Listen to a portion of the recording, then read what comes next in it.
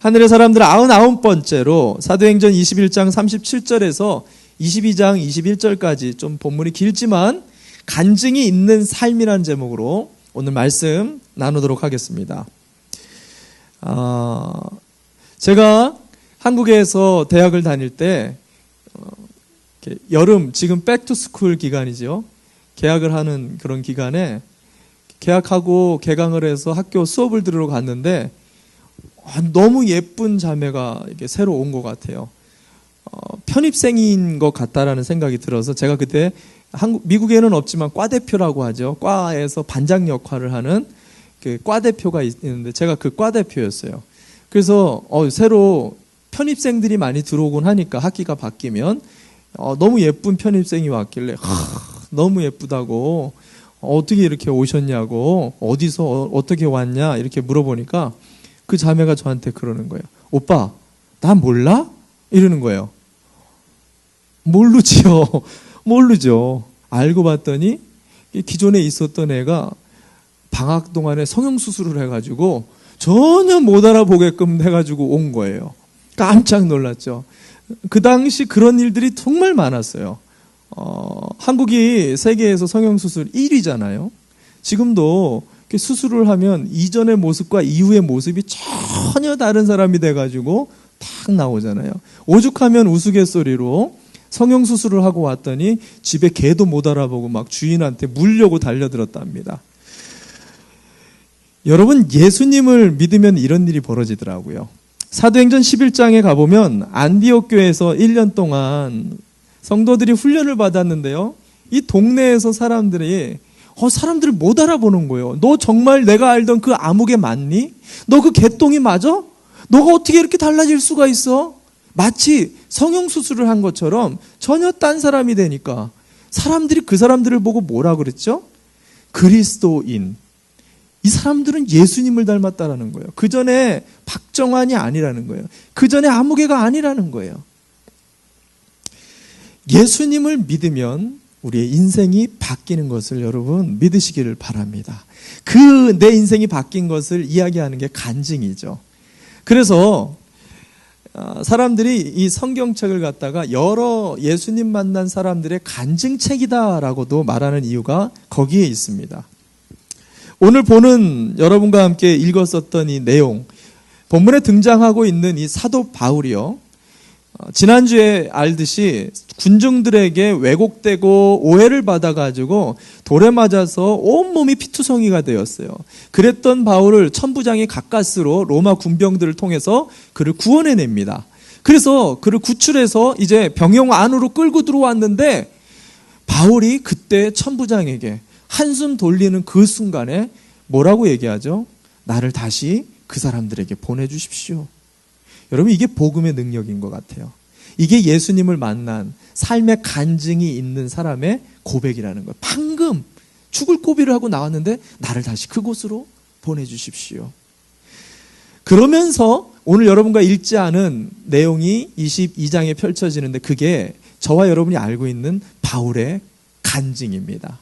저와 여러분이 너무 잘 알고 있는 내용이기 때문에 생략을 했지만 오늘 본문에서는 여러분 세 가지로 바울의 간증을 좀 나눠보면서 도대체 바울의 간증 안에 있었던 삶의 고백이 무엇이고 우리의 간증 안에 없는 삶의 고백이 무엇인지를 함께 살펴보면서 다시 한번 간증이 있는 삶으로 결단할 수 있는 저와 여러분의 시간이 되시기를 바랍니다. 첫 번째, 간증이 있는 삶. 바울의 삶에는 과거가 있어야 됩니다라고 얘기하고 있어요. 과거가 있는 삶이 간증이 있는 삶입니다. 간증들을 우리가 이렇게 크고 작은 것들을 들어보면은요, 항상 비포와 애프터가 있죠. 이전의 삶과 또 이후의 삶, 과거의 삶에 대해서 이야기하는데 오늘 본문에서도 바울이 나는 과거에 이런 사람입니다. 오늘 3절에서 이야기합니다. 3절 말씀 한번 볼까요? 3절 말씀 제가 읽어드리겠습니다. 나는 유대 사람입니다. 나는 길리기아의 다수에서 태어나서 이 도시 예루살렘에서 자랐고 가말리엘 선생의 문화에서 우리 조상의 율법의 엄격한 방식을 따라 교육을 받았습니다. 그래서 나는 오늘날 여러분 모두가 그러하신 것과 같이 하나님께 열성적인 사람이었습니다. 자기가 어떤 사람이었는지를 소개합니다. 근데 어느 정도로 율법에 열성적인 사람이었죠? 사람들을 잡아다가 죽이기까지, 옥에다가 남녀노소를 물어나고 가두기까지 열성을 가졌다. 근데 여기서 바울의 고백 속에 가장 중요한 포인트는 이 문장이 과거형이라는 것입니다. 그랬었습니다 라는 표현이에요. 이것이 중요한 표현입니다. 예수를 만난 사람에게는요, 반드시 과거형이 있다라는 거예요. 근데 우리 중에 이 과거가 여전히 현재형인 사람들이 있다라는 것입니다. 예수를 믿으면서 어느 날 내가 얼마나 사람들을 미워하는 괴수 중에 괴수인 것을 다 깨닫게 되었어요. 근데 문제는 현재도 여전히 사람들을 미워하고 있다라는 거죠. 그렇게 살아간다라면 이 사람에게 있어서 그 과거는 과거가 아니에요. 그것은 현재가 된다라는 것입니다. 마찬가지로 과거에는 세상의 낙, 술, 담배, 여자, 도박, 돈, 쇼핑 등을 즐기다가 이제 예수님을 딱 경험했는데 예수님이 나의 즐거움입니다. 예수님이야말로 나의 참된 기쁨입니다라는 것을 깨달았단 말이죠. 근데 깨달은 이후에도 여전히 내가 세상 낙을 즐기고 있다라면 이건 과거가 아니에요. 여전히 그것은 현재가 되어 있다라는 것입니다. 우리는 분명히 구원을 받았습니다. 그리고 완전한 하나님의 자녀가 된 존재가 되었어요. 근데도 과거가 되지 못하는 이유가 뭔지를 여러분과 제가 반드시 알아야 될 필요가 있다라는 것입니다. 여러분, 깨달음을 우리가 가졌다고 해서 삶도 자연스럽게 변화되는 게 아니라는 것을 아셔야 돼요. 우리가 알고 있는 이야기죠. 정글북을 보면은요, 거기에 모글리라는 소년이 나옵니다. 그가 아기였을 때 정글에 버려져서 짐승들과 같이 살면서 짐승처럼 살다가 어느 날 갑자기 인간들에게 발견이 돼가지고 그가 스스로 인간인 것을 깨닫게 됩니다. 그리고는 인간 세상으로 가서 살게 되죠. 그럼 그렇다고 그가 인간처럼 살든가요? 아닙니다. 깨달음은 있었어요. 삶의 현장도 인간들과 같이 살아갑니다. 근데 그는 여전히 정글처럼 살아갔다라는 거예요. 의식은 바뀌었지만 우리의 삶의 몸에 짐승의 흔적이 남아있기 때문에 과거의 짐승의 삶이 현재 나의 삶이 되고 있었다라는 것입니다. 우리의 받은 구원도 마찬가지입니다. 우리가 하나님의 자녀인 것을 완전하게 깨달았어요. 우리는 완전한 하나님의 자녀가 된 사람들이 맞습니다. 근데 우리 안에 옛 죄의 흔적들이 남아있어요. 이것은 내가 그냥 깨닫는다고 해서 자연스럽게 바뀌어지는 게 아닙니다. 내가 옛날에 가지고 있었던 크고 작은 그런 옛날의 습관들을 분명하게 끊어내지를 못하면 계속 그것에 끌려가게 되는, 그래서 마귀가 자꾸만 내가 변화되기 이전의 과거를 마치 현재인 것처럼 만든다라는 거예요. 속삭인다라는 거예요. 너는 이런 사람이야. 계속해서 참소한다라는 것입니다. 이런 것들을 우리가 끊어내고 과거를 과거로 만들지 못하면 어떤 문제가 발생하는지를 우리는 아셔야 돼요. 매스컴을 보면은요, 크고 작은 교회 목사님들, 크고 작은 장로님, 권사님, 저 성도들의 그런 크고 작은 이슈거리들을 많이 보게 되죠. 한 환경운동 가면서 유명한 강사이시고 교수님이셨던 교회 장로님이 계십니다. 이분은 하루에 한 끼씩만 먹어요. 왜 한 끼씩 먹는 줄 아세요? 많이 먹으면 많이 싼다는 거예요. 배설물이 많아져서 환경을 오염시킨다는 거죠. 그 정도로 칼같이 자기의 삶을 제어하는 분이에요. 도둑이 들었어요. 근데 집에 훔쳐갈 게 없더라는 거예요. 그 정도로 삶을 계속해서 검소하게 정말 정직하게 살아가려고 노력했었던 분입니다. 그래서 여러 각계각체 사회, 경제, 문화 모든 면에서 존경받던 환경학자였습니다. 이렇게 귀하게 쓰임받던 어느 날 이분이 성추행 문제를 일으켰어요. 들으면서 가슴이 막 무너져 내리더라고요. 과거가 되지를 못하면은요, 어느 날 우리도 알지 못하는 이런 문제에 시달리게 된다는 것입니다. 이런 것들을 우리가 분석해 보면은요, 하루아침에 일어나는 문제들이 아닙니다. 깨달음을 하나님께서 우리에게 주셨는데 그 깨달음에도 불구하고 우리 삶 속에 고치지 않고 과거의 것들을 계속해서 남몰래 즐기거나 그리고 그것을 남몰래 계속 키워나가게 되어지는 어느 날 그것이 결국엔 튀어나오게 되어져 있다라는 것입니다. 그래서 성경에는 믿음의 사람들에게 특별히 가르치고자 하는 말씀이 있는데 홀로 있는 시간에 개인의 영성을 반드시 잡아야 된다라고 말씀합니다. 이사야서 42장 10절과 11절 말씀, 정말 중요한 말씀, 여러분 하나님의 말씀으로 좀 들으셨으면 좋겠어요. 제가 읽어드립니다. 내가 악한 일에 자신만만하여 아무도 나를 감시하지 않는다 하였다. 너의 지혜와 너의 지식이 너를 잘못된 길로 들어서게 하였고 너의 마음속으로 나보다 더 높은 이가 없다고 생각하게 하였다. 불행이 너에게 닥쳐와도 너의 점술이 그것을 알지 못할 것이며 너에게 재난이 덮쳐도 내가 거기서 벗어나지 못할 것이다. 내가 생각지도 못한 파멸이 순식간에 너에게 이를 것이다. 무서운 저주의 말씀입니다. 무슨 말이죠? 나보다 더 크신 이가 없다라고, 여기 나 혼자밖에 없다라고, 내 홀로 있는 개인의 경건 활동과 개인의 경건 생활을 무시하게 되어질 때 우리가 알지도 못하는 파멸로, 우리가 알지도 못하는 한순간에 몰락할 수 있다라고 하나님 경고하고 있다라는 것입니다. 여러분, 우리가요, 사실은 예수님을 믿는 그 순간부터는요, 홀로 있는 시간이 사실 없어지는 겁니다. 주님이 항상 우리와 함께 하시기 때문에. 그래서 나와 함께 하시는 그분의 임재를 얼마만큼 느끼는가에 따라서 개인의 영성은 판가름 납니다.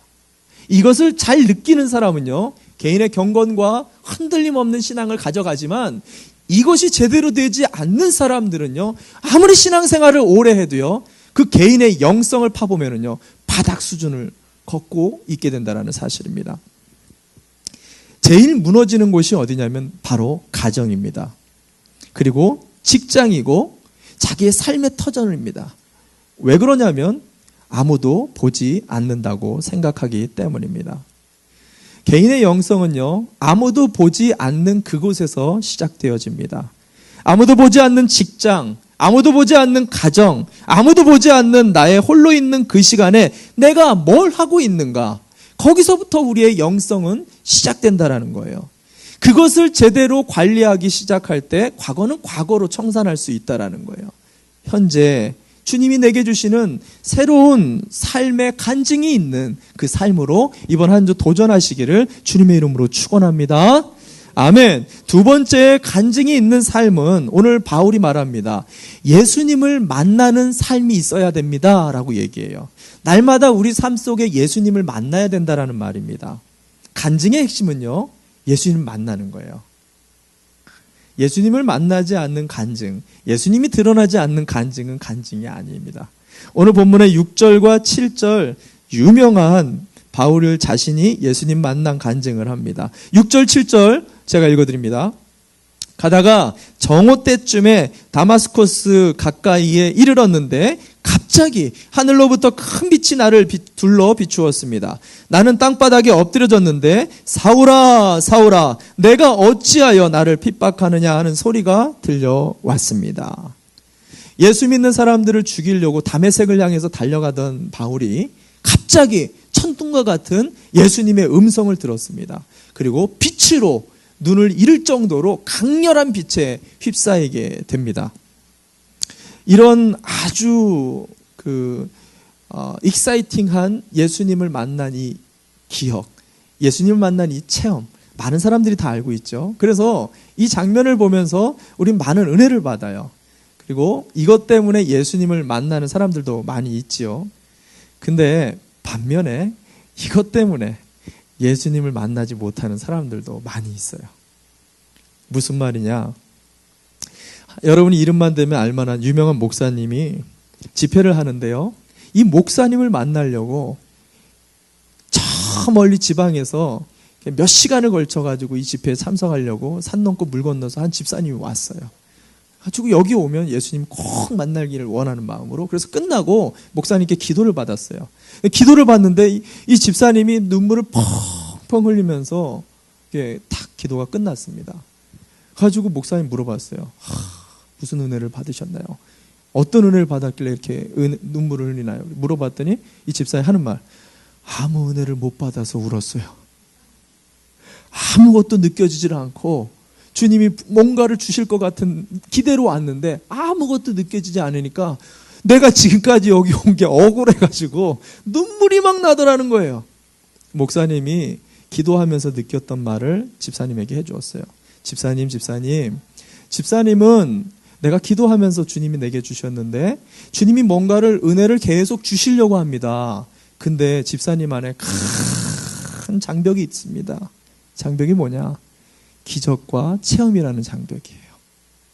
집사님이 가지고 있는 기적, 집사님이 생각하는 체험, 이것 때문에 집사님은 주님의 은혜를 받지 못하고 있습니다.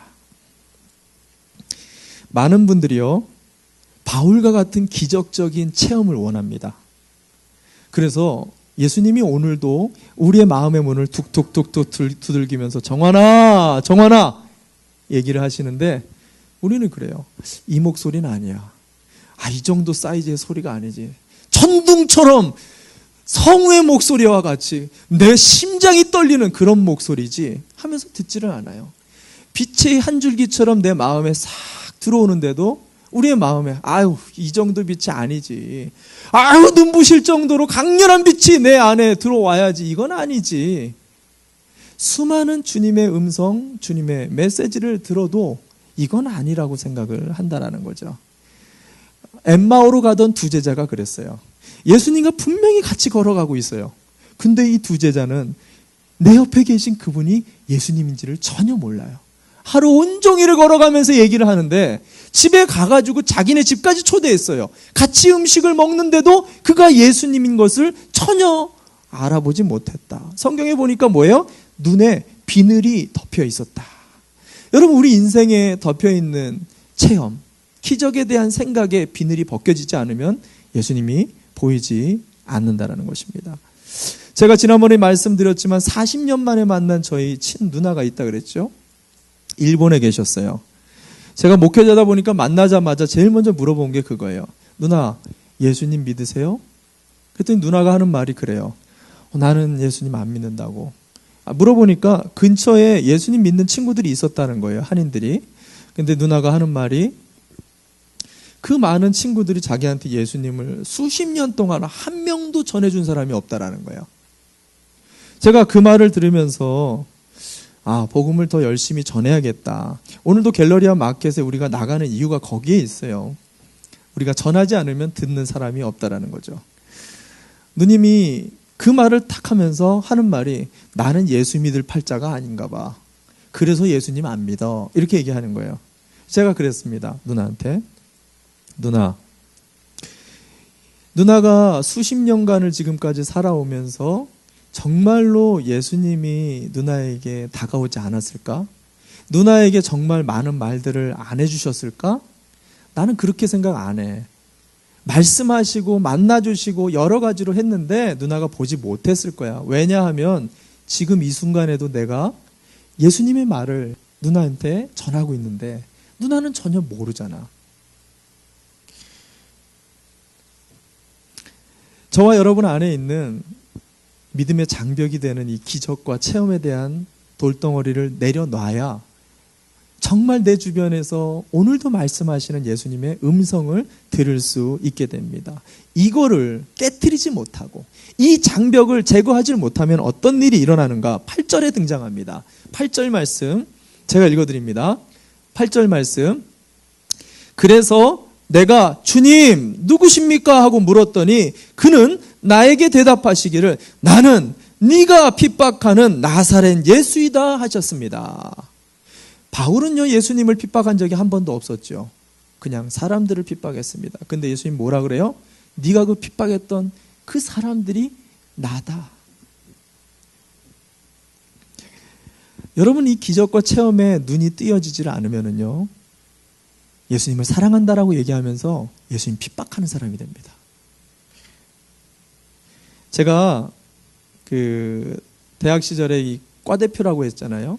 제가 과대표로 어떤 역할을 제일 많이 했냐면 놀러 가서 애들 흥을 돋구는 일을 제일 많이 했어요. 그 흥을 돋구려면은 뭐가 필요할까요? 흥을 돋구는 일을 뭐가 필요할까요? 아시면서 또 모르시는 척 하시는데 술을 먹이면 돼요. 제 역할이 술 먹이는 일이었어요. 제일 술 안 먹고 안주만 먹는 애들이 어떤 애들인 줄 아세요? 교회 다니는 애들. 제가 그런 애들만 보면 가만둘 수가 없죠. 가가지고 술 먹이면서 얘네들을 어떻게 동기부여하는 줄 아세요? 나도 교회 다녀. 야, 나 전도왕이야 우리 교회에서. 야, 괜찮아 그냥 먹어. 술이 왜 술인 줄 아세요? 술 들어가기 때문에 술이에요. 그렇게 먹이면은요 안 넘어가는 애가 없어요. 우리 과는요 전부 다 복음화 시켰어요. 술로. 전부 다 애들이 다 우리 과에 들어오면은 무조건 저 때문에 술을 먹어야만 했어요. 제가 그런 사람이었습니다. 근데 그때 예수님 안 만났냐? 예수님 만났어요. 저는 그게 얼마나 잘못된 행동인지를 전혀 못 느꼈어요. 왜? 저가 다니던 교회에 저보다 신앙이 더 좋은 애들이 매일 술자리에서 교회 모임을 했거든요. 저는 그게 하나도 잘못됐다고 생각 안 했어요. 근데 어느 날 제가 수련을 가는데 오늘 이 말씀을 주신 거예요. 정환아 다 음성이 들리는 거예요. 수련회 때 주님이 무슨 말씀을 주시려나 주님 그렇게 딱 불렀더니 나는 네가 술 먹이는 그 예수다. 이 말씀을 주시는 거예요. 이게 무슨 말인가 계속 묵상하는데 저의 잘못됐던 과오들이 하나하나 떠오르기 시작하는 거예요. 그때 제가 망치로 딱 맞는 느낌이 들면서 하나님 앞에 회개하고 걔네들을 먹이는 일만 줄인 게 아니라 저도 술을 끊고 못된 행동들도 다 끊고 아주 바른 과대표가 됐었던 기억이 있어요. 근데 그게 끝이 아니었어요. 선교단체의 그 성남 경기 지역의 대표가 됐었어요. 근데 그 대표가 돼가지고 나는 믿음이 너무 좋으니까 여러 지역 대표들을 만나가지고 여러분 그렇게 살면 안 돼요. 예수님 믿으면서 왜 그따구로 삽니까? 이렇게 제가 좀 말을 굉장히 직설적으로 때렸어요. 제가 지금은 말이 되게 부드럽지만 그때는 청년 사역을 오래 했기 때문에 말이 그냥 제가 말씀드렸었죠. 쌍권총을 가지고 다녔다고. 한쪽은 정죄, 한쪽은 판단. 사람들을 막 쏘고 돌아다녔어요. 당신 그렇게 살 거면 당장 내려놓고 나가라고. 예수님 믿지 말라고. 예수님 그렇게 우리를 가르쳤냐고. 막 정말 무서운 말들을 많이 했어요. 저 때문에 상처여가지고 나간 사람들도 있었어요. 저는 그때 그게 얼마나 잘못된 일인지 몰랐습니다. 그때 동일하게 주님이 저에게 말씀하시더라고요. 정환아 또 나타나셨어요. 네 주님. 그랬더니 주님이 뭐라고 하셨게요? 나는 네가 막말하는 그 예수다. 그렇게 얘기하시는 거예요. 그 이후로도 저에게 예수님께서 말씀을 통해서 계속해서 때리는데 정환아 나는 네가 함부로 대하는 그 아내다. 내가 네 그 함부로 대하는 자녀다. 내가 네 그 함부로 대하는 직장 동료다. 네가 그렇게 함부로 대하는 그 성도다. 계속해서 주님이 저에게 저는 한 번 주님을 만나면 되는 줄 알았어요. 저는 한 번 내 안에 인생에 큰 깨달음을 얻으면 내가 주님 닮은 사람이 되는 줄 알았어요. 근데 그게 아니더라고요. 주님을 날마다 만나야 되는 거예요. 더 가까이 나가야 되는 거예요. 더 깊이, 더 부유하게, 더 풍성하게 주님을 만나야지 내가 얼마나 흉측한 괴수 중에 괴수인지 깨닫게 된다라는 거예요. 깨달았어요. 목사님, 저 깨달았어요. 그렇게 말한다는 것 자체가 잘못 깨달은 거예요.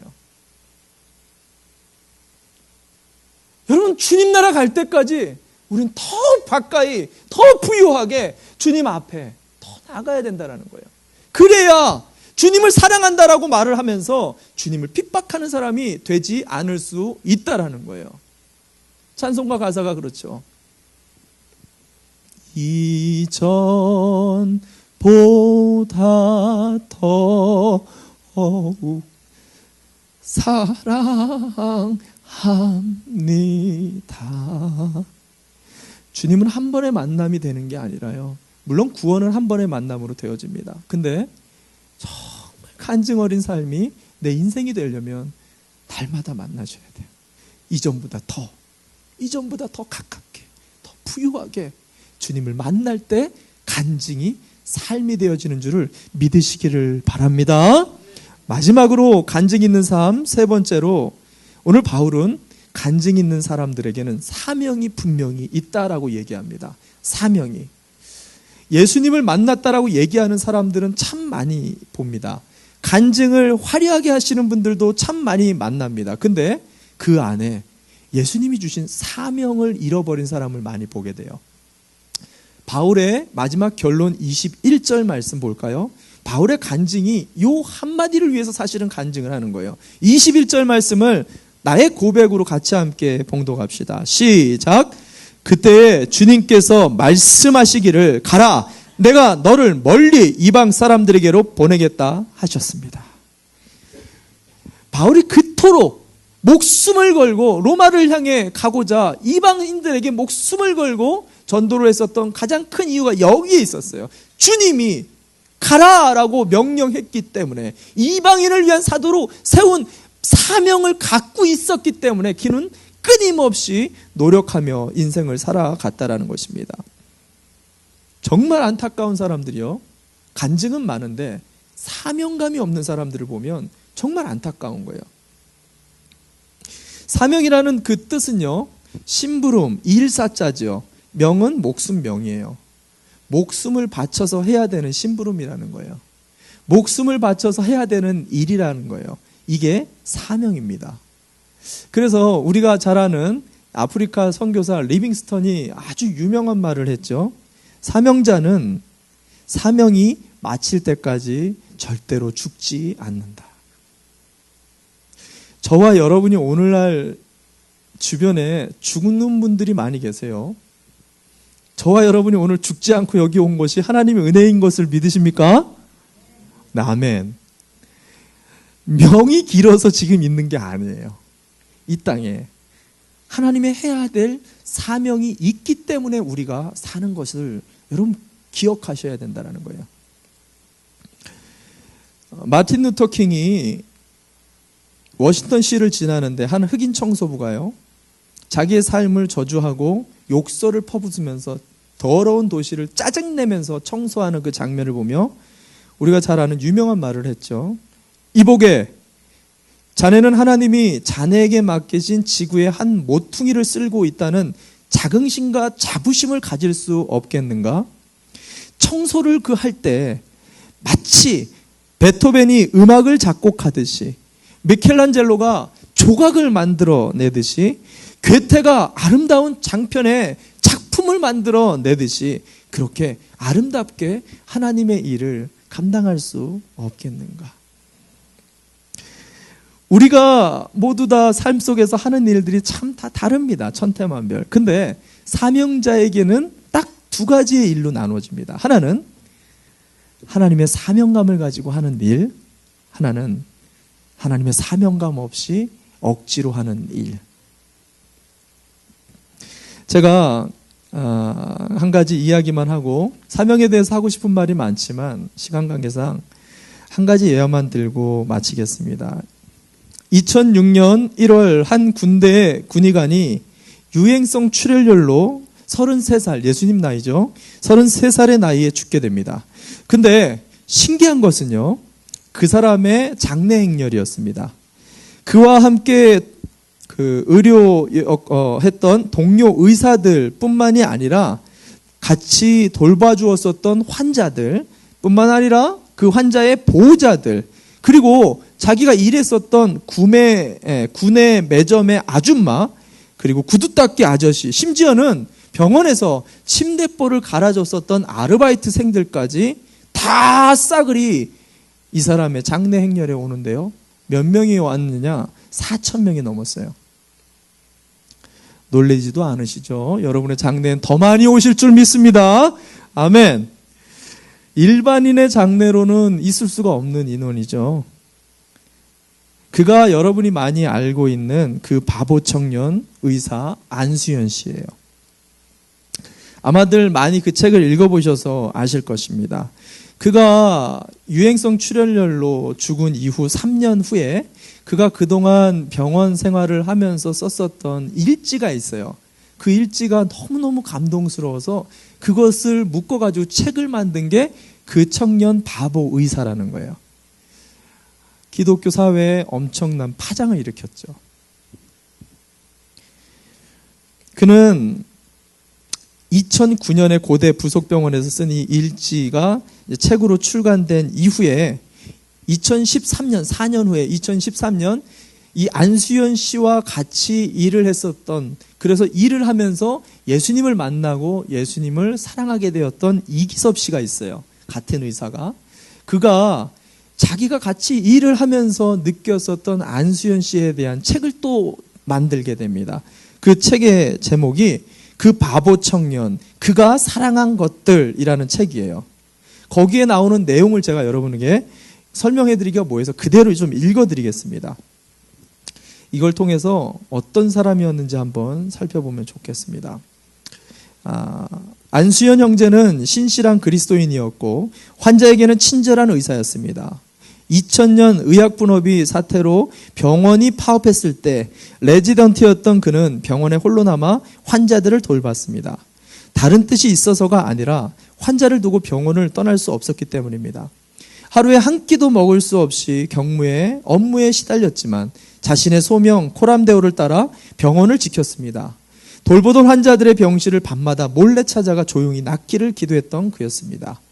환자가 죽으면 장례식장까지 찾아가 위로하던 참 이상한 의사였습니다. 그는 선물을 많이 주는 의사였습니다. 암투병하는 환자에게는 찬송가 테이블, 환자를 돌보는 가족들에게는 신앙서적을 선물로 주고 환자들뿐만이 아니라 병원 근무하는 동료 의사, 간호사, 물리치료사, 방사선 치료사, 환자들의 침대를 옮기는 사람들과 구두 닦는 아저씨와 매점 아주머니에게까지 그 청년은 겸손하고 따뜻한 선물을 나누었습니다.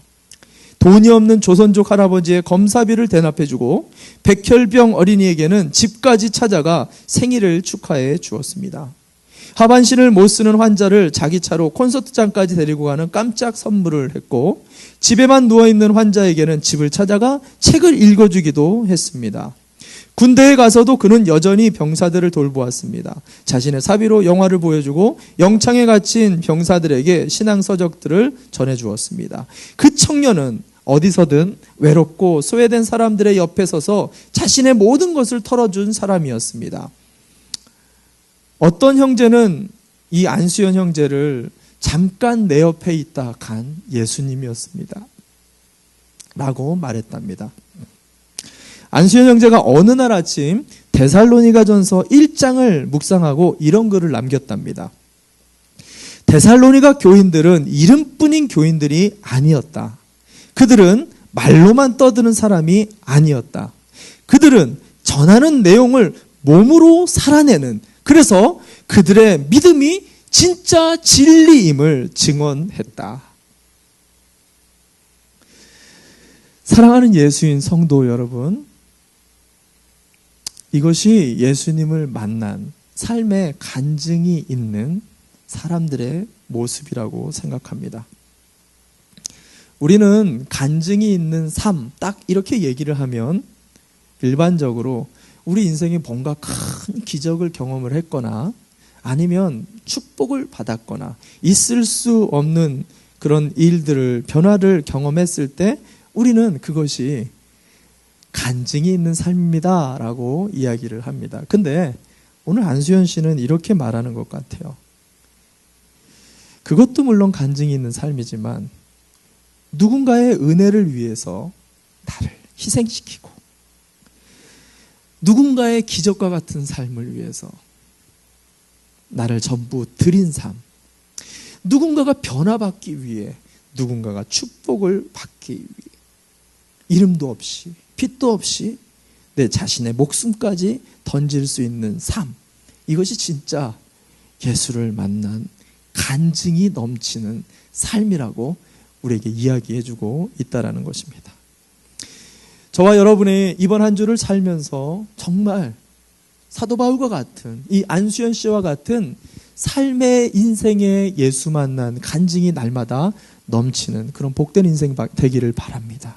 그러려면 우리의 개인의 영성인, 개인의 홀로 있는 시간을 주님과 함께 잘 다듬으시길 바라요. 과거는 과거로 반드시 묶어버리고 주님과 함께 우리의 인생 속에서 계속해서 부어주시고 계시는 예수님의 만남을, 그냥 나 과거에 예수님 만났어, 간증이 과거가 되지 않았으면 좋겠어요. 날마다 부어주시는 예수님 만난 것이 내 입술의 고백이 되고 더 가깝게, 더 부유하게, 더 풍성하게 주님을 만나 오늘도 우리에게 부어주시는 사명의 그 한 영혼을 향해 나아가는 저와 여러분 간증이 있는 삶들 되시기를 주님의 이름으로 축원합니다.